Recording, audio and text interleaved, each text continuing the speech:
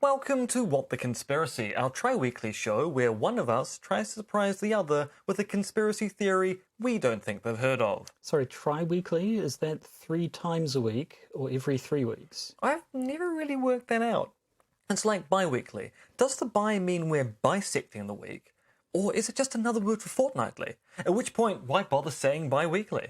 But I'm glad you've brought this up because trisecting is the name of the game. It is? Oh, yes it is. You see, there's too much reward and not enough risk when it comes to What the Conspiracy. So I've decided, especially since we're recording in person this week, to raise the stakes.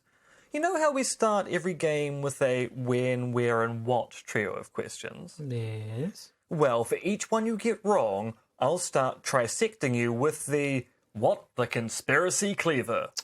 That is a very big knife. Yep, and it cuts through bone like nobody's business. Believe you me, those unsolved murders in Birkenhead proved to be excellent research. There's a lot to unpack here. So, if I get the answers wrong to the when, where and what questions, you are going to cut me up. Without a doubt.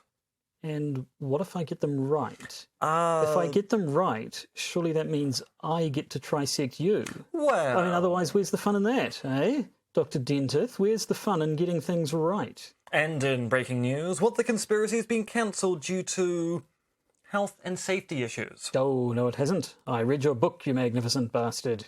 And if one of you listeners know where that quote came from, there's a free copy of one of my books in it for you. It's from News Radio, isn't it? It's the only thing you quote. Yes. Technically, I've just answered a weird question, which means it's time to get chopping.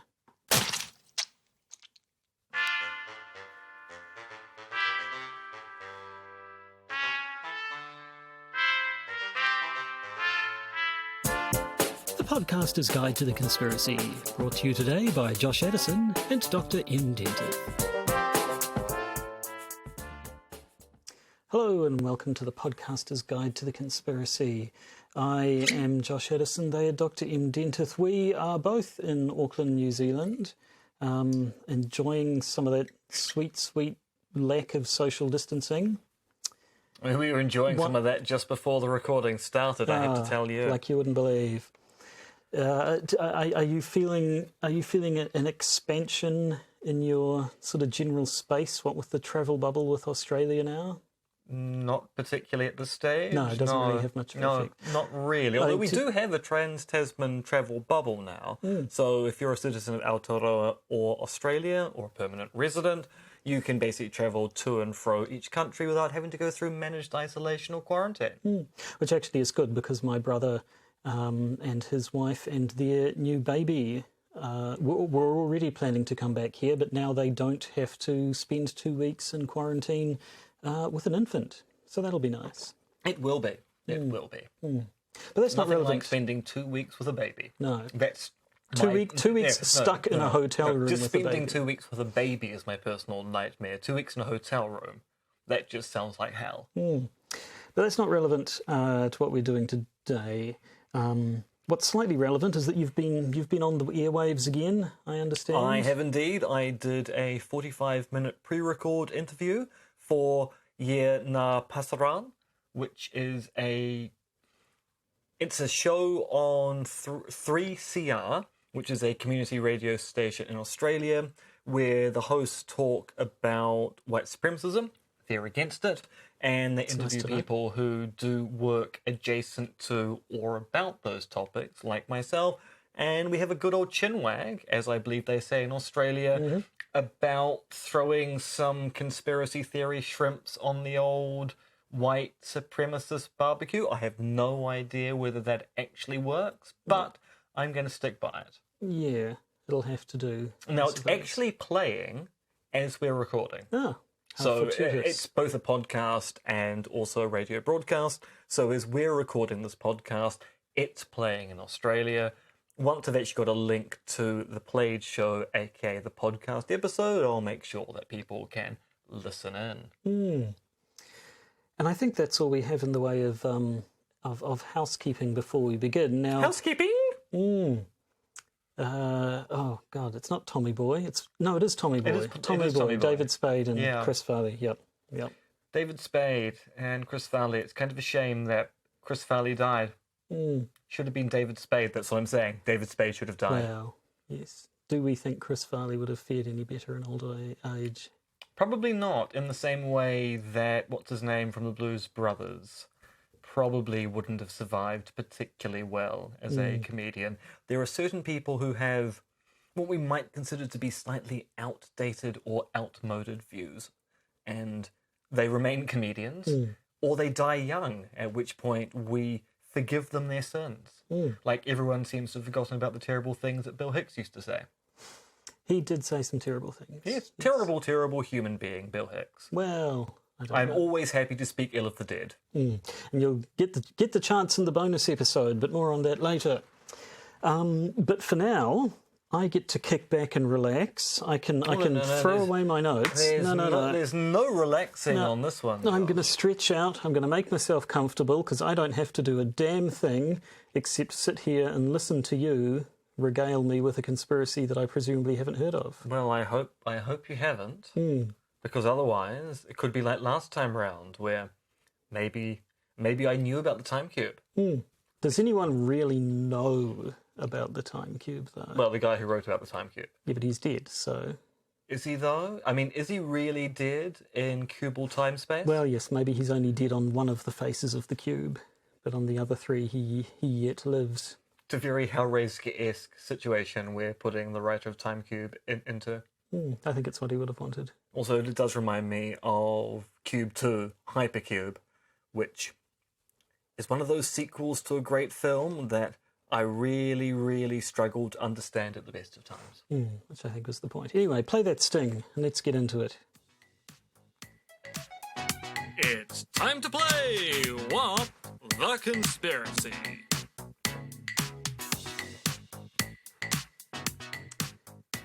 Right, so it's my turn in the hot seat, or is it your turn in the hot seat? Well, it's your turn in the hot seat to answer the three questions. Okay, yep, that's a good start. When do you think this occurred? What do you think occurred? And where do you think it occurred? Now, you can answer those questions in any order. I think the ones you've managed to get with so far have sort of been esoteric and British. So I'm going to assume you'll just stay on theme. I think it's going to be in the 1600s. I think it's going to be in the state of Denmark, and it's going to be about a prince who gets told by the ghost of his father that he needs to avenge his death, and Rosencrantz and Guildenstern are dead, and then so is everyone else, and it's all a God big damn it, mess. you have heard of Hamlet after all. All right, hold on. Let me just check something here. Just go into my backup file. All right, it's okay. I've got a backup here. Okay. All right, so you're completely wrong about this. Good. It takes place in the middle of the 19th century. Well, kind of the late middle of the 19th century. It takes place in the UK. In fact, it takes place in Notting Hill, not the film. And it's murder/insurance/mesmerism. Oh, I do like a bit of mesmerism. So, have you heard of the Notting Hill mystery? Is that what anyone saw in Hugh Grant in the 90s? Yes. So you have heard of the Notting Hill Right. mystery. This is going downhill fast. So yes, imagine Hugh Grant, but in around about the late 1850s. Right. Dashing, affable, foppish, but really a bad rum character when you really get down to it, which is what he seems to play in most things now. He's gone from being lovable to he then went through the roguish phase, and now he seems to be in the I'm just playing villains now. He was fantastic in Paddington 2, though. Haven't seen it. Oh, you must. Haven't seen Paddington 1. Paddington 1's not bad. Paddington 2 is just like, it's one of those family films that the whole family could like, which usually means it's a kid's film with a few jokes that only the adults will get, but this is just a genuinely really good film that anyone can enjoy.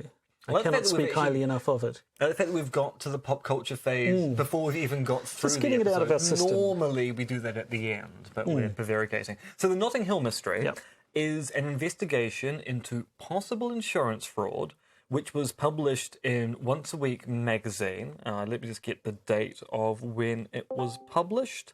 So it was published in Once a Week between 1862 and 1863. So it was a report published in 8 parts, understandably, once a week, starting on the 29th of November, running for 2 months, going into February of 1863. And it's the investigation into what appears to be insurance fraud with a really, really weird death, which then ends up with hints of the real villain of the piece, with a mesmerist inside of us all the entire time. Right. Now, this was an investigation by an insurance investigator by the name of Ralph Henderson. And I'm going to read from bits of the introductory piece in Once a Week magazine, piece by piece, because it really does help set the scene. So this is how Ralph leads the first article. My inquiries have had reference to a policy of assurance for £5,000, the maximum amount permitted on the life of the late Madam R by her husband, the Baron R, and bearing date 1st of November 1855. I do like a good Baron. Similar policies were held in insurance companies in Manchester, Liverpool, Edinburgh and Dublin, the whole amounting to £25,000. The dates, the 23rd of December 1855, the 10th of January, the 25th of January, and the 15th of February 1856, respectively, being in effect almost identical. These companies joined in the instructions under which I have been acting. Before entering upon the subject of my investigations, it might as well be to recapitulate the circumstances under which they originated. Of these, the first was the coincidence of dates above noticed, and an apparent desire on the part of the assurer to conceal from each of the various officers the fact of similar policies having been elsewhere simultaneously effected.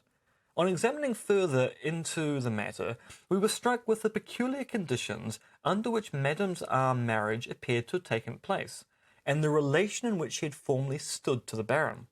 To these points, therefore, my attention was especially directed, and the facts thus elicited form a very important link in the singular chain of evidence I have enabled to put together. The chief element of suspicion, however, was to be found in the very unusual circumstances attendant on the death of Madame R, especially following so speedily as it did on the assurance for such a large aggregate amount. This lady died suddenly on the 15th of March 1857 from the effects of a powerful acid taken, it is supposed, in her sleep from her husband's laboratory. In the Baron's answers to the usual preliminary inquiries forwarded for my assistance and herewith returned, there is no admission of any propensity to somnambulism. Shortly, however, after the occurrence had been noticed in the public prints, a gentleman recently lodging in the same house with Baron R gave reason to suspect that in this respect, at least, some concealment had been practised, and the matter was then placed in my hands.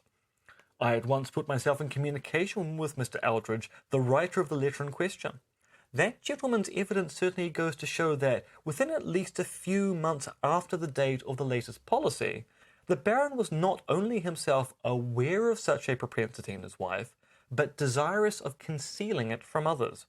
Mr. Aldridge's statements are also to a certain extent supported by those of 2 other witnesses, but unfortunately there are, as will be seen, circumstances calculated to throw considerable doubt upon the whole of this evidence, and especially on that of Mr. Aldridge, from which alone the more important part of the inference is drawn. The same must unfortunately be said with regard to the other parts of the evidence. From his statement, however, in conjunction with other circumstances, I learned enough to induce me to extend my researches to another very singular case, which not long since had given rise to considerable comment. Right, so we have a Baron who has a laboratory. It's the best kind of Baron. I mean, it is the middle of the 19th century, and the gentleman scientist is very much in vogue. Who has taken out 5 life insurance policies on his wife and trying not to clue the various companies in that he's taken out identical policies with their competitors or whatever. The wife has died from ingesting acid. When they talk, is this a slightly old-fashioned thing that just means some sort of chemical, or are we actually talking an acidic acid? So the story is, she was somnambulistic, so she would walk around in her sleep. She walks into her husband's laboratory and drinks poison. Right. So she walks into the laboratory. There are a variety of different chemical reagents on the laboratory desk. She picks one flask up, drinks it. It contains acid, and she dies. Okay. And I assume he's now claiming on these numerous life insurance policies. So the reason why there's all this investigation is not only he's claimed on one of them, but several insurance agencies have gone, he's also claimed on one of ours, because this is a notable story. Someone has died notably, and she is married to a notable person. So it is the kind of thing that, if you're really thinking it through, people would go, yeah, it's going to come out there's more than one insurance policy on your wife. But maybe by that point it's too late. The ink is dried, the signatures have been signed, so they all just have to cough up. And I mean, in many cases, these insurance policies seem to be, in some cases, issued about a year before, although the most recent one is basically within a month of the wife dying. Yes, I was going to say it was starting in the late... So this was being reported on in 1862. Had it happened a little bit before that? Or was the first policy was taken out in 56? 55, and the last policy in 56. Yes, so it all seems... it certainly seems suspicious. It's the sort of setup you'd expect in a sort of a crime drama. Well, precisely. And it's also interesting that the story here is that initially, when they're talking about isn't it unusual that your wife walked into a laboratory and drank acid, the Baron's response is, but my wife has no propensity towards somnambulism. This seems quite unusual. And yet someone who was staying in the houses go, no, the Baron's been aware that his wife walks around at night all the time in her sleep, which does raise questions as to why is the Baron concealing this? So is the Baron trying to protect his wife's credentials by going, oh no, she's definitely not somnambulistic? Because you might think, well, that indicates some kind of mental unhealth, because that's where the people thought about these things back in the day. Or is he denying it because the somnambulism is a very convenient story, and he's covering up I was able to engineer a situation such that she somnambulistically walked into a space that would cause her harm? Yes, I suppose if it was known that he knew that his wife sleepwalked all the time, then you'd say, well, why didn't you lock up your dangerous chemicals if you knew your wife was doing that? So, yes, it would be very suspicious to go, so you created a room of knives for people to walk into in their sleep, and your wife's a sleepwalker in the same way. You've got a lot of acid in a bath there, and your wife walks around all the time at night. Maybe you should keep that door locked or closed? Okay, so I'm assuming the story develops further from there. Well, yes, because as Ralph Henderson intimates, there is a similar case from several years earlier. So let me resume reading from Ralph's notes. You will no doubt remember that in the autumn of 1856, a gentleman of the name of Anderton was arrested on suspicion of having poisoned his wife, and that he committed suicide whilst awaiting the issue of a chemical inquiry into the cause of her death. This inquiry resulted in an acquittal, no traces of the suspected poison being found, and the affair was hushed up as speedily as possible, many of Mr. Anderson's connections being of high standing in society, and naturally anxious for the honour of the family. I must, however, acknowledge the readiness with which, in the interest of justice, I have been furnished by them with every facility for pursuing my inquiries, the results of which are now before you. In reviewing the whole facts, and more especially the series of remarkable coincidences of dates, etc., to which I beg to direct your most particular attention, two alternatives present themselves. In the first, we must altogether ignore a chain of circumstantial evidence so complete and close-fitting in every respect, as it seems almost impossible to disregard. In the second, we are inevitably led to a conclusion so at variance with all the most firmly established laws of nature as it seems almost equally impossible to accept. The one leaves us precisely at the point from which we started. The other involves the imputation of a series of most horrible and complicated crimes. I like the sound of a series of horrible and complicated crimes, but so is he saying? Is he saying the similarities are no coincidence? So yes, this is another case of someone ingesting poison while sleepwalking. So yes, I mean that's a weird thing to happen, I suppose. Is the implication that the Baron heard about this case and thought, hey, that's something I could try, or is there is he suggesting some sort of mastermind who's organising these somnambulistic poisonings all about the country? What if I told you the Baron's wife had a twin?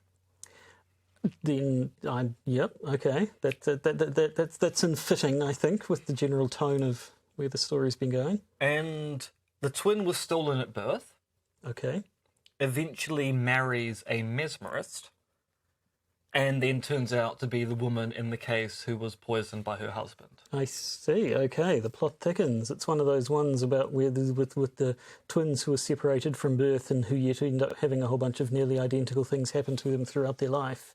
In this case, dying of murder, poisoning, sleep, walk, poison, murder. Also, so the sister becomes a practicing mesmerist herself, which was considered to be a job inappropriate for a woman at the time. And she and her husband shared a mesmerist mentor in common.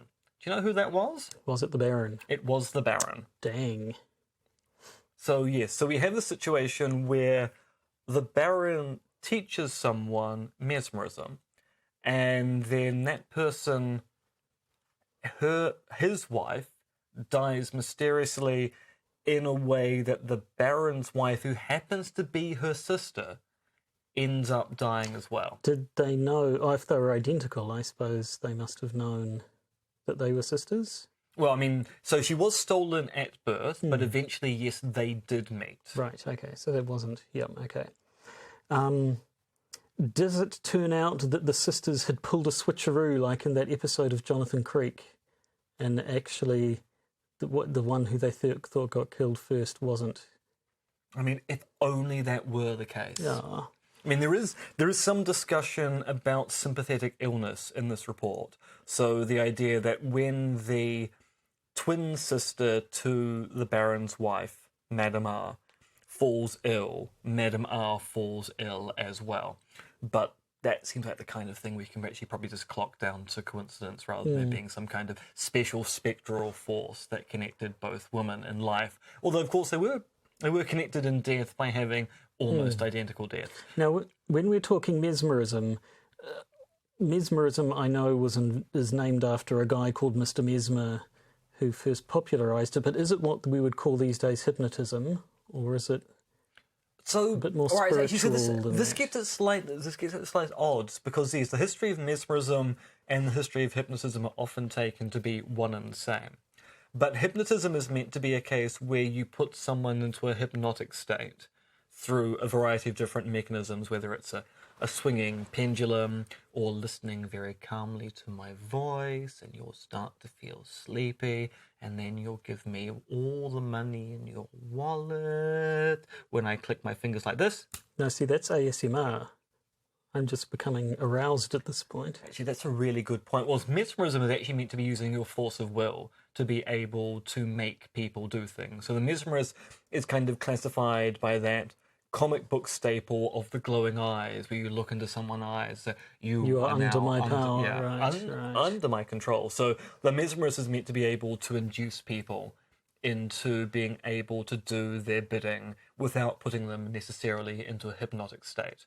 And kind of what's interesting about the history of mesmerism is that because it was studied to a very large extent in the 19th century, people are now reappraising some of that, going, well, there's probably something here about dominant personalities and the class structure, which explains why people thought mesmerism worked, because in certain situations, people who are charismatic and in the right social strata are able to induce people to do things ostensibly against their will.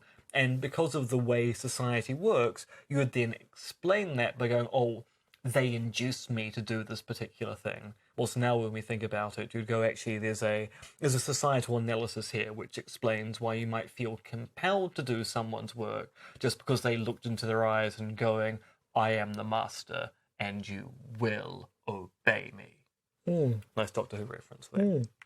Okay, so where does the story go from here then? Things are getting very weirdly coincidental.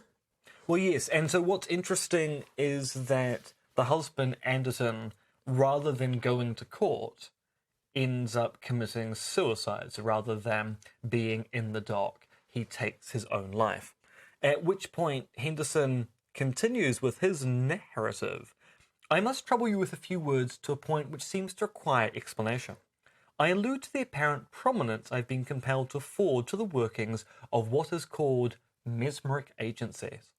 Those, indeed, who are so unfortunate as to be the victims of this delusion would doubtless find in it a simple, though terrible solution to the mystery we are endeavouring to solve.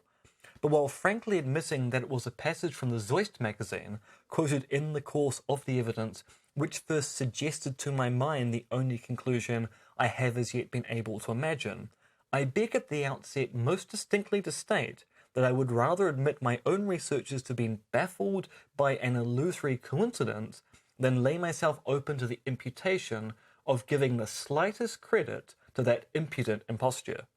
We must not, however, forget that those whose lives have been passed in the deception of others not unfrequently end by deceiving themselves. There is therefore nothing incredible in the idea that the Baron may have given sufficient credence to the statement of the Zeust above mentioned, for the suggestion to his own mind of a design, which by the working of a true, though most mysterious law of nature, may really have been carried out. Such at least is the only theory by which I can attempt in any way to elucidate this otherwise unfathomable mystery. What's this Zeust business? Isn't that the planet that the Immortals came from in Highlander Zeist. 2? And I think you'll obviously, find, yes. if Highlander 2 were a movie that existed, which it doesn't. No, I mean, if there were only one cut of a Highlander 2, The Quickening, then there may be a version of Highlander The Quickening that, say, came out in the 80s, which talks about planet Zeist. But, of course, as we know, Highlander 2 was never released in its original state, and then it was re-edited in the 90s and finally released, and all of these supposed reference to planet Zeist have been removed and replaced instead by an almost equally stupid, we actually come from the past and we forgot everything about our own individual histories. And also Michael Ironside. Good old Michael Ironside. Anyway. Very angry man. In part because I believe he's spent a lot of his roles detoxing from alcoholism, which drives him, but also makes him apparently insufferable. Now, Michael, if you're listening, please do write in to correct us. We'd love to hear from you, and we'd love to have you on the podcast. Big fans. We are. Although, I have to say, taking over Roy Schneider's role in the third season of Sequest DSV, probably not your best idea. Never watched that much. Anyway, back to the mesmerists. So I guess he's implying that if one were the credulous type who believed in mesmerism, then it would be the Baron, the expert mesmerist, has compelled these two women to kill themselves and then compelled the husband to kill himself for the insurance money, I guess, or possibly his own sick thrills. So that is one interpretation of the evidence. The other interpretation is, of course, the Baron either came up with the plot and the husband of the twin sister carried it out himself and didn't do it particularly well, or the Baron saw his essentially brother-in-law's plot and went, actually, I can do better than that. He didn't get away with what should have been the perfect crime. I will engineer such a crime that I will get away with it. Because as far as we can tell, there's no particular instance of anyone going, it's definitely murder. It appears to be a case of somnambulism where someone ingests poison. which could happen, I guess, but it doesn't seem super likely. You seem a little bit incredulous. I am a little bit incredulous, I'm afraid. Would it disappoint you to find out that actually what I've just described to you is fiction? A little bit, yeah.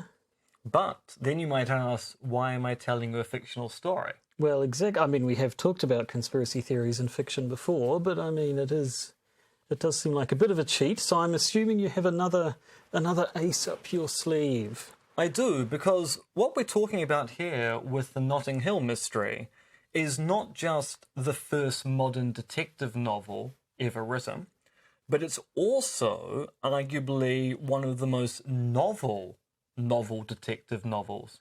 There's far too many novels there. Most unique modern detective novels ever written, because not only was it serialized, but rather than telling a straight narrative, it presented itself as someone presenting evidence to an audience and ending with the, I have no definite conclusion to tell here, other than you must look at the evidence and work out the conclusion yourself. So it's not just the first modern detective novel, it's also a kind of detective fiction that we see commonly now, but actually is well in advance of itself at the time, and was written by a person by the name of Charles Felix, whose identity was not known until about 2011. So there's additional mysteries to uncover. Do go on. Right, so this story, the Notting Hill Mystery, was, as I said, told in Once a Week magazine from the 29th of November 1862 to early 1863. Once a Week magazine was a literary magazine which regularly published fiction. The story itself was initially published anonymously in Once a Week magazine, presumably to keep the idea of the fiction up. So by presenting the Notting Hill Mystery as a report by Ralph Henderson to the insurance company he's been asked to investigate on behalf of, you are basically creating the idea that you're reading a true crime story rather than anything else. Although, given that true crime stories do not exist at this particular point in time, the effect was for people to try to work out what they were reading, and they described it as playing a game of solitaire. So you just sit there and every week you'd get new evidence being presented in front of you, and you'd spend time trying to work out what the dastardly conclusion was. So the story starts out with a quite definite, we think the Baron did it, and the mystery ends up being, but how did he commit what appears to be the perfect crime? So the thing which implicates him in the murder are all the insurance policies, but as far as anyone can tell, his wife really did walk in her sleep and ingest poison.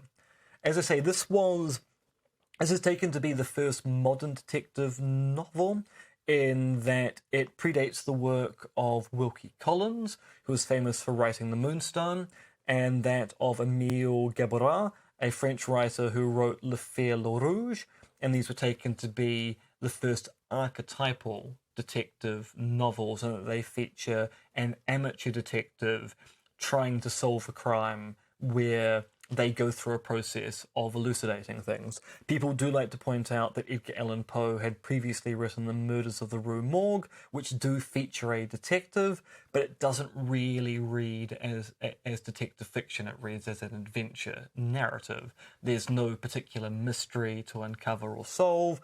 You know exactly what went on. It just turns out the hero of the story is a detective rather than anything else.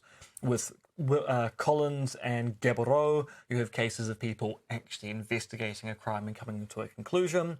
With Charles Felix, you actually have something which seems to be much more in the same vein and published several years beforehand. Mm-hmm. Okay, so it's a story with certainly conspiratorial elements, but is there more to it? You talk about an anonymous secret writer that speaks to a minor conspiracy to conceal a person's identity. Is there more going on here? Yes, so it was written by someone by the name of Charles Felix, and the story had accompanying illustrations by George de. Is that I actually don't know whether I've pronounced that correctly. I should always get you to read names out. Who's the grandfather of Daphne du Maurier, a very famous writer of her own ilk. So her grandfather was an illustrator. She turned out to be a writer.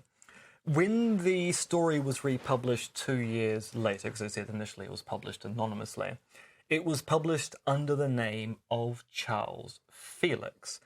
And this then led to the mystery of, but who is Charles Felix? So the original serialized story was incredibly well reviewed, and the resultant book 2 years later was also very well reviewed as well, even though, as I said, people were very confused as to exactly what they were reading, particularly given that the story is told basically as a series of reports. There are partial letter fragments. It has illustrated maps of locations and routes that people took. There are chemical reports and essays, and the story ends with no definite conclusion. So at no point does Henderson say, the Baron committed the crime in this particular way. The reader is basically led to go, it's one or the other. One of the theories seems to go against common sense, mesmerism. The other theory seems equally unlikely. Why would someone walk into a lab and just ingest poison of their own will, even if she was suffering from somnambulism? So people became interested into who Charles Felix is. Now, he had written one previous book, which was called The Velvet Lawn, and that was published a year earlier, also as a serial by the firm Sanders and Otley. And they ended up also producing the version of the Notting Hill Mystery 3 years after the publication of Velvet Lawn. Now, Sanders and Otley was a very, very famous publication house. They closed in 1869 due to an economic downturn, but prior to that point in time, they were very well respected. There's no record of any correspondence in the archives between the publishers, Sanders and Otley, and the author.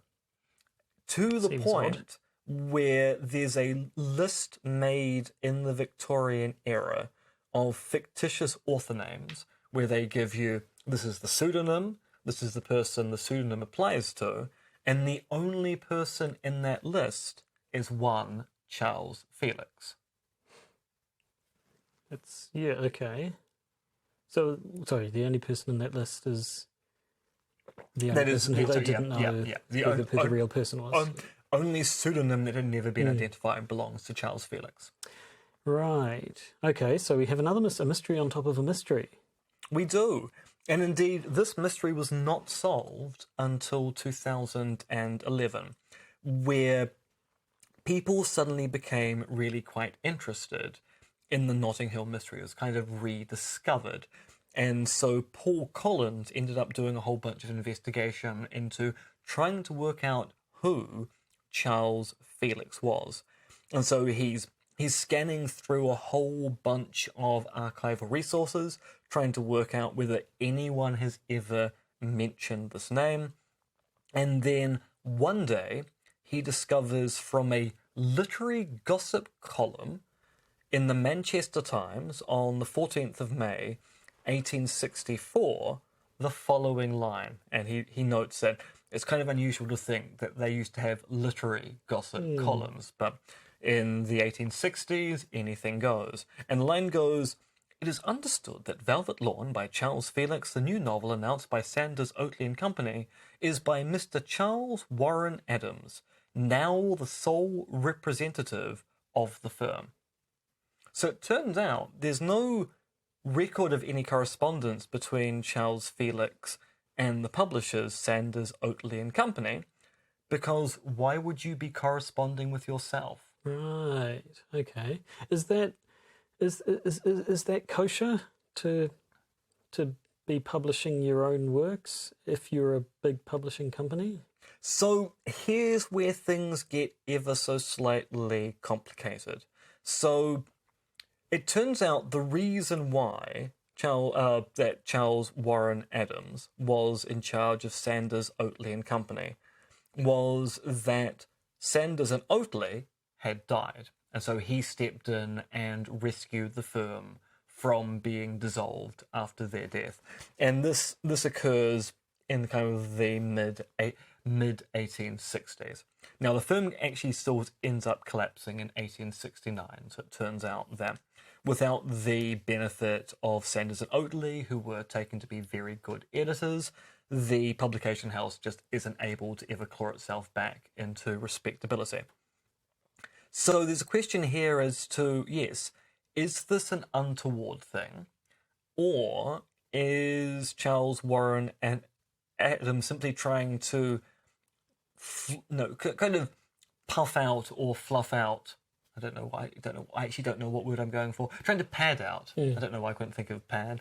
He was trying to fluff out a publication house. We've all done that. Always fluffing out his publication house. So yes, maybe he was trying to pad out the resume of work that's being produced and going, well, if I publish my own work and I'm the sole editor of the firm, it does look ever so slightly mysterious. So I'm going to hide this. Kind of like we've got no work, so all we've got to do is publish our own stuff because we don't have any customers or something, I suppose. But then there's the question as to why didn't he then admit to this after the publication house collapsed? Well, maybe he's just got a thing for secrecy. Maybe that's his fetish. Now, one theory that has been put forward... Is it that it was his fetish? No.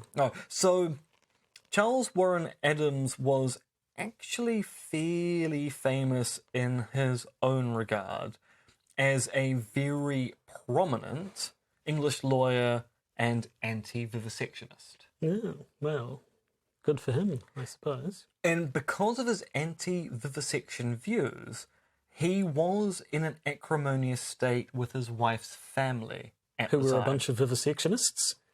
Well, I mean, actually, I don't know whether they were pro-vivisection, but they were certainly anti-vivisection. Because his wife was Mildred Coleridge of the Coleridges. And her family so disliked Adams that they libelled him several times, leading to numerous court cases which he consistently won. So not only were they saying bad things about him, they were saying bad things in such a way that he could go, no, I'm going to take you to court for that. My wife's family, I've won that. And so people go, well, maybe due to this acrimonious situation, that's the reason why Adams was keeping quiet about things. Because he didn't want either the family to use their influence to rubbish his treasured book, or they didn't want to know about the money he was making off of it, or maybe just trying to make sure they didn't have additional things. Oh, I mean, if you're such a good lawyer and head of the anti-vivisection league, why would you need to publish popular fiction? Now, this story is interesting, but can only explain why he doesn't cop to being the writer later in life, because he doesn't marry into the Coleridge family until 1885, which, according to my math, is significantly after the 1860s. like 20 years or something. Yeah. I mean, given that the story is initially published back in my notes, 1867. Almost 20 years. Almost 20 years.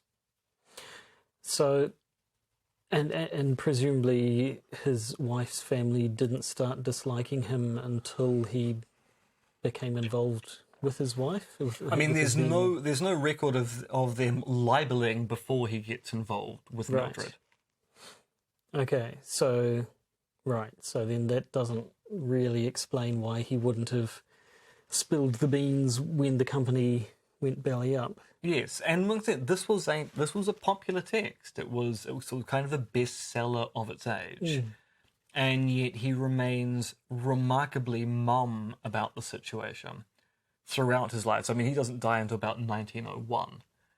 So he keeps the secret of being the author of the Notting Hill mystery for a long time, and there's a very big question as to, but why did he do it? Which ends up being as mysterious as whether the Baronar killed his wife or whether it was just a messy coincidence after all. So we have parallel situations then. We have the fictional situation, which comes to no clear conclusion, and then the real life situation, which is similar. Is there anything to add on to that, or have we reached the limit of what we know? We have basically reached the limit of what we know. So we have the very first modern detective novel, which is a popular success. It ends up going into print, being published by the author under an assumed name through a, at that time, respectable publication house. There's a mystery as to why he never admits authorship. There's also a question as to whether the illustrator ever knew exactly who he was illustrating work for. So there's also a question of the complicity of the editors of Once a Week magazine. Were they aware who the author of the piece was? There is some indication they might have done. So I said in 2011, it turns out Paul Collins basically solves the mystery. Who is Charles Warren Adams? And then, of course, like many things, people go, by the way, we've got some prior art, because now that we know what we're looking for, we actually can find out that someone by the name of William Buckley, who wrote an article on the history of Once a Week magazine, actually worked out that Charles Felix was Charles Warren Adams back in 1952, but that was published in a journal article that until recently had never been digitized and no one knew existed. So basically they'd worked out who he was 60 years prior, but no one had actually noticed this. And yes, it's not entirely clear where Buckley got that information from. He was doing a history of Once a Week magazine. Maybe there was some indication in the files that the editors knew, or maybe he had access to additional information which allowed him to make an inference the most likely person is. Most interesting. Have we come to the end of the tale then? We have indeed. Both tales. Well, there we go. It had twists and turns. So, I mean, the fact that the initial story did keep coming up with twists and turns that were worthy of a work of fiction, maybe that should have clued me in at the start. Yes, and I must admit, by a live omission, so I talked about how a report was published in Once a Week magazine. Didn't actually mention that Once a Week magazine was a literary venue. I did ever so slightly edit out some references in the letter about the way that Henderson is quite obviously writing for insurance adjusters rather than a general audience. But by and large, it's a fairly interesting story in its own right, because the mystery of the author of the very first bit of modern detective fiction is itself a mystery worthy of detective fiction itself. This would be the point where I go, and would you be surprised to find all of this is fiction too? But I'm not making that jump. Yep, no, I'm glad you don't. This is not a Christopher Nolan film. No. Or at least not yet. Not as far as we know. No, precisely. Well, actually, it kind of depends on whether you think the audio is good or bad. If the audio is bad, it's definitely a Christopher Nolan film. Well, there we have it. I'll give you this. It was a captivating enough tale that I completely forgot to go. Every time you brought in one of those new revelations, which shows how enthralled I was. Oh, or it could be my mesmeric agency. Possibly you mesmerised me, yeah. Precisely. I had you transfixed with my eyes the entire time, meaning that you were never able to look away to work out where the button was. That's where it is. Precisely. And we know how to press it. Well, very good.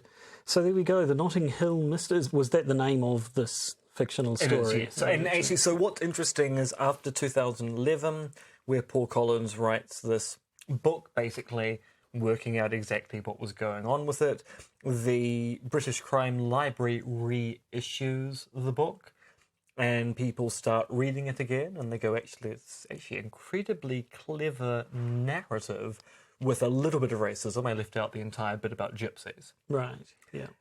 But they say the really interesting thing about it is the way it's presented. So it is presented as a series of reports where the reader is meant to make judgment. Henderson throughout is going, look, what I'm about to tell you seems really weird, and I ask you to keep an open mind about this, but it never at any point does he say, this is the way you should interpret the evidence, and you kind of have to sit down and look at reports and maps and try to work out what you think occurred, because the narrator is never going to state definitively which conclusion you should draw from the evidence. Yes, if that happened today, obviously, the internet would be aflame with all the different theories. Right, but also it's the kind of thing you'd expect with an alternate reality game these days. Just being given a whole bunch of evidence leading you to look up more evidence and things. You could imagine that if Charles Warren Adams was writing this today, it would be a bunch of different websites, and you'd end up reading one and then working out which one to go to.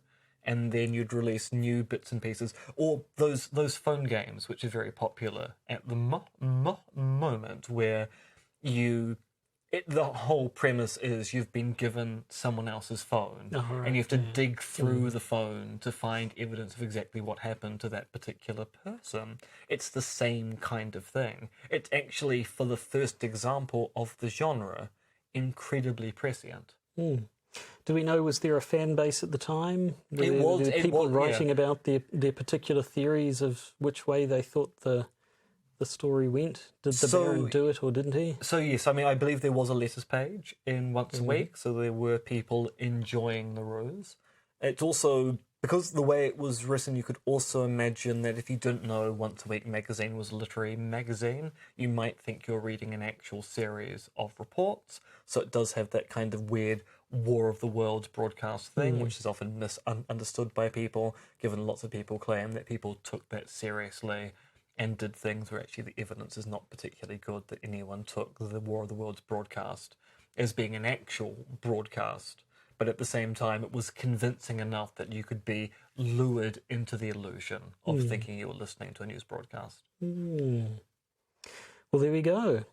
Another stirring tale of conspiracy and intrigue. Indeed. So that's another exciting episode of What the Conspiracy. I think it is. So I suppose we should just start cleaving. Well, did I get... I got everything wrong, didn't I? That's You a shame. did. So... And also... Well, that's the end for me. It's true. and it's You are the literally end- now legless and you don't even drink. I don't. I'm a third the man I used to be. I mean, that's been true for years. I suppose.